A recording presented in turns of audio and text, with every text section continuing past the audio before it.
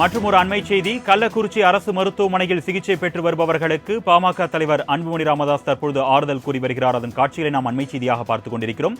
விஷச்சாராயம் குடித்து பாதிக்கப்பட்டோரின் உறவினர்களுக்கும் தற்பொழுது அவர் ஆறுதல் கூறி வருகிறார். அதன் காட்சிகளை நாம் பார்த்துக் கொண்டிருக்கிறோம்.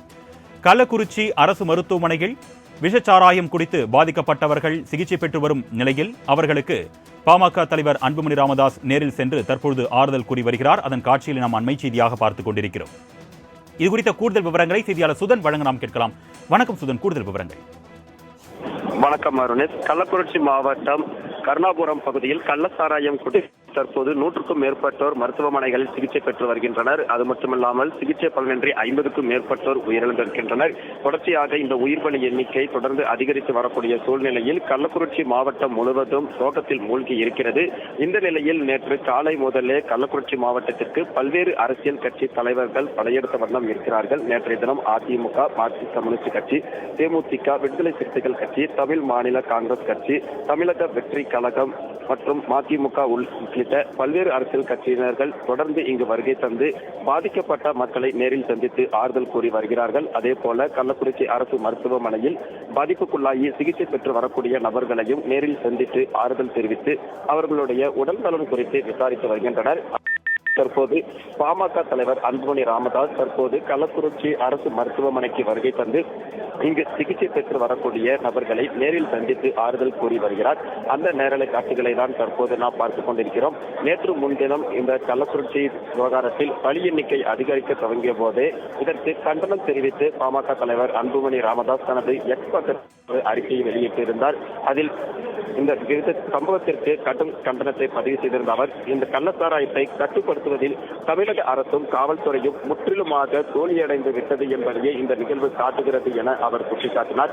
மேலும் கடந்த கால தவறுகளில் இருந்து பாடம் கற்றுக்கொள்வதுதான் நல்ல அரசுக்கு அழகு என்றும் அதன்படி கடந்த ஆண்டு மே மாதத்தில் மரக்காணம், மதுராந்தகம் உள்ளிட்ட பகுதிகளில் கள்ளச்சாராயம் குடித்து 30க்கும் மேற்பட்டோர் உயிரிழந்த நிகழ்வில் இருந்து தமிழக அரசு விழித்துக் கொண்டு தமிழ்நாடு முழுவதும் கள்ளச்சாராய விற்பனையை தடுத்திருக்கலாம். ஆனால் அதை அரசு செய்ய தவறிவிட்டது. மாறாக இன்று சட்டப்பேரவை கூடக்கூடிய சூழ்நிலையில் எதிர்க்கட்சிகள் சிக்கல் எழுப்பும் என்பதால் இந்த விவகாரத்தை மூடி மறைக்கவே அரசு முயன்று வருவதாகவும் அவர் ஒரு குற்றச்சாட்டை முன்வைத்திருந்தார். மேலும் ஒரு கட்டத்தில் உயிரிழப்புகளின் எண்ணிக்கை உயர்ந்த பிறகுதான் அரசு உண்மையை ஒப்புக்கொண்டதாகவும் அவர் அதில் கூறியிருந்தார். மேலும் கள்ளச்சாராய வணிகத்தை தடுக்க தவறிய மாவட்ட ஆட்சியர் இடமாற்றம் செய்யப்பட்டிருப்பதும் காவல்துறை கண்காணிப்பாளர் உள்ளிட்ட அதிகாரிகள் பணியிடை நீக்கம் செய்யப்பட்டிருப்பது சரியான நடவடிக்கை தான் என அவர் தெரிவித்திருந்தார்.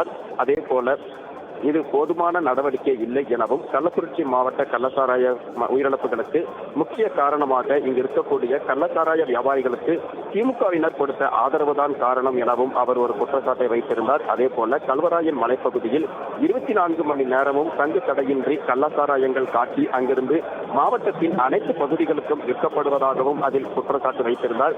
அதற்கு காரணமானவர்களை காவல்துறையினர் கைது செய்தாலும் கூட கள்ளக்குறிச்சி மாவட்டத்தின் பொறுப்பு அமைச்சராக இருக்கக்கூடிய நபர்கள் மற்றும் அவர்களுடைய ஆதரவாளர்கள் என உள்ளிட்டோருடைய தலையிட்டு அவர்களை விடுதலை செய்து வைப்பதாகவும் அவர் அதில் குறிப்பிட்டிருந்தார்.